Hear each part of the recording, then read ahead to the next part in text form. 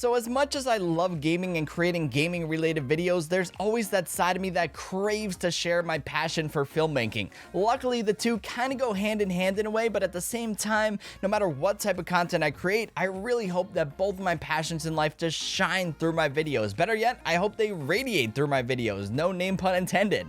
Today though, I want to share with you guys a new piece of filmmaking tech that is a literal game changer for me and my videos. When I get cool new film tech like this, I am like a little kid in a candy shop. I am so very hyped. I'm so excited about this. This here is the Goodson Moza Air 2, and as you guys may recall, I actually dropped a video a few days ago with my coverage of a video game con, and during that video, I actually mentioned this gimbal, and I was actually shooting with this thing the entire time with the Sony a6500 perched on top of it and a Sigma 56mm lens attached to my camera. Aside from my arms feeling like they'd been blasted with air pumps afterwards, the Air 2 held up like a champ, and instead of talking about the footage, I'm just gonna let it speak for itself.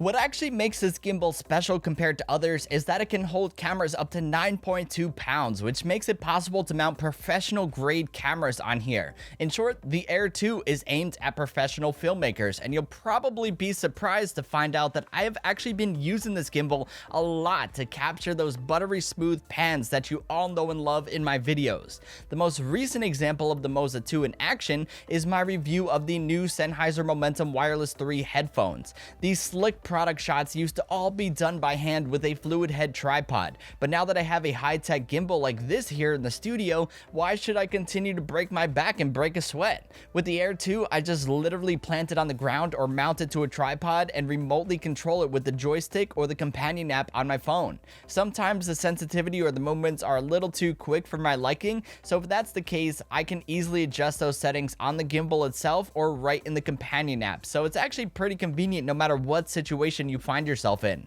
Speaking of the gimbal itself, you probably noticed by now that there is a tiny OLED screen on here, and this is used to adjust your motor speed, your sensitivity, and basically all of your gimbal settings. Surprisingly, although this screen is extremely tiny, it isn't all that bad for navigating through and adjusting your settings if you don't want to pull up the app on your phone. You basically just spin the wheel and click the center button to select things. To operate the gimbal, it's also very straightforward, and if you're a gamer, you're going to get the gist of this thing right off the bat, because a joystick is the main control method. See, I told you that everything kind of goes hand in hand. You can also press down the joystick to toggle through different follow modes, which is also pretty cool. Around the back, there's a trigger that you should also be aware of because it recenters the gimbal when it's off center. Once you have the joystick and the trigger controls down, you don't really need to touch anything else to get smooth footage out of this gimbal, which is really awesome because it makes the Air 2 very user friendly. Balancing the gimbal isn't too hard either. In fact, it's actually pretty straightforward. In the past, gimbals were really tough to balance and they weren't really practical for most situations. Nowadays, these things are super simple. There's a ruler on each arm and you basically slide each one until you're able to get it just right for your camera setup to balance upright before turning the gimbal on. Keep in mind that anytime you change your lens or your camera body, you're gonna have to go through this process once again and adjust the balance all over again. To minimize the process and make things easier, I installed a Manfrotto quick release plate here so I never have to remove it from the actual gimbal, and all I do is just pop on my camera and boot up the gimbal when I'm ready to use it. It's pretty nifty. As far as battery life goes, this is an area where the Moza Air 2 shines. For a gimbal with upgraded motors and a 9-pound max payload, it's still rated at 17 hours on a full charge. That is pretty incredible. During my time with it, I wasn't too far off from getting around that either. I easily spent a few hours with this thing on at a video game con, and I noticed that the battery was still at 3 out of 4 bars when I was all done filming. To put things into perspective, my camera was about to die way before the Air 2 was, and that kind of shows what kind of batteries I need to invest more in.